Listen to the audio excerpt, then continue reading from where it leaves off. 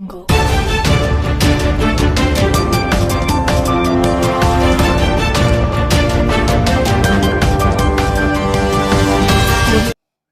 तो गाइस दिनैनि मटा ताजा गुसु आपडेटआव नोंथांमोनखौ गासैखौबो बरायबाय।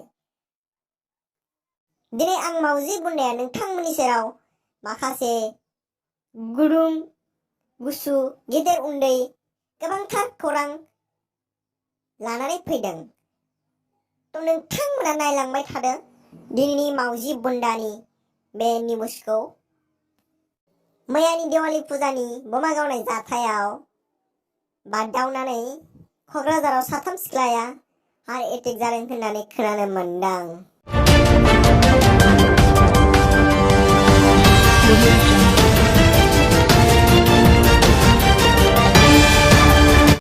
मुसलपुराव मैया बिसिया खिनायनि जाउनाव फिसाया बमा बेरदों होननानै खुग्लुबना गोलैनानै बेयावनो लांगाब थैखादोंमोननो। थांनाय बोसोरफोरनि देवालियाव जों आसि बमाफोरखौ आखायाव लानानै गावनायखौ जों बांसिनै नुनो मोन्दोंमोन, नाथाय देग्लायनि देवालियाव जों टापलियाव लानानै आसि बमाखौ गावनायखौ जों बांसिनै नुनो मोन्दों।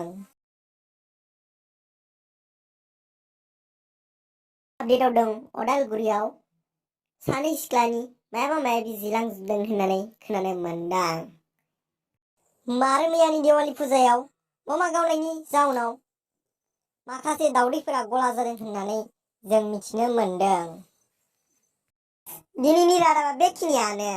अन्नानै भिडिअखौ मोजां मोनदोंबा गाहायाव थानाय गोजा साबस्क्राइब बाटनखौ थुनानै हो, लोगोसे लाइक शेयार आरो कमेन्ट खालामनो दाबाव।